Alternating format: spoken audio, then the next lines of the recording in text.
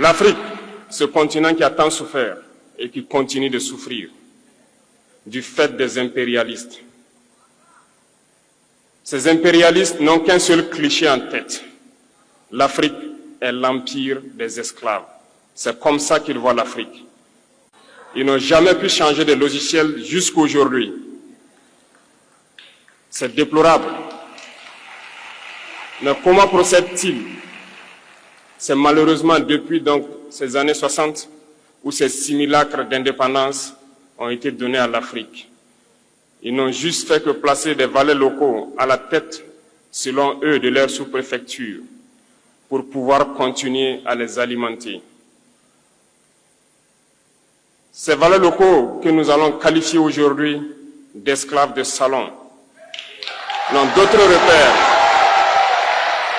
que de chercher à vivre comme le maître, à satisfaire le maître et à faire tout ce que le maître lui dicte. Ils volent, ils pillent nos États, amènent tout chez le maître et leur richesse est conservée chez le maître. Ils font tout pour vivre comme le maître et toujours le satisfaire. Lorsque le maître commande, ils exécutent. Ce sont des individus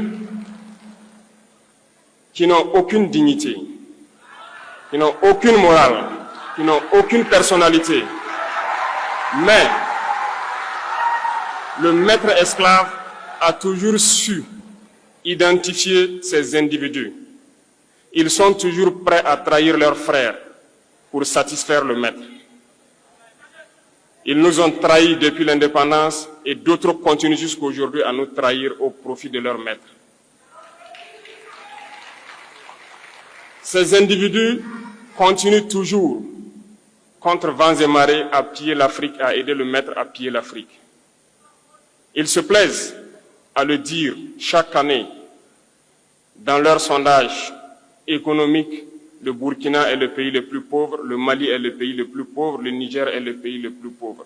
Nous sommes classés parmi les derniers. Très bien, si nous sommes aussi pauvres qu'ils le disent, mais quand est venu le moment de prendre nos responsabilités, nous avons demandé à ces maîtres de quitter les lieux. Pourquoi ne veulent-ils pas partir? Lorsque nous prenons le cas du Niger, depuis plus de 40 ans, certains pays exploitent l'uranium pour produire de l'énergie chez eux. D'Ottawa jusqu'à Paris, les rues sont illuminées, c'est la lumière. Mais au Niger, c'est l'obscurité qui nous est servie. Lorsque vous partez dans nos États, nos sols sont troués de toutes parts pour rechercher les métaux précieux tels que l'or. Mais souvent, il n'y a même pas la moindre route accessible pour atteindre les zones où ils exploitent l'or, encore moins certains services sociaux de base. Voilà pourquoi nous avons décidé de nous révolter et de prendre le destin de nos pays en main. Il y a bien d'autres exemples. Mais lorsque nous avons décidé ainsi, eh bien, nous avons été approchés par certains esclaves de salon pour nous passer le message de leur maître. Parce qu'ils avaient créé cette sorte de chaîne polymère qui se relève à la tête de nos États pour les servir. Et nous sommes venus briser la chaîne. Et c'est inconcevable pour eux. Ils nous ont donc approchés et ils nous ont demandé de rentrer dans les rangs pour faire partir de l'élite qui doit diriger l'Afrique. Parce qu'ils ont une élite formée et formatée qui doivent suivre, qui sont incrustés dans cette chaîne-là.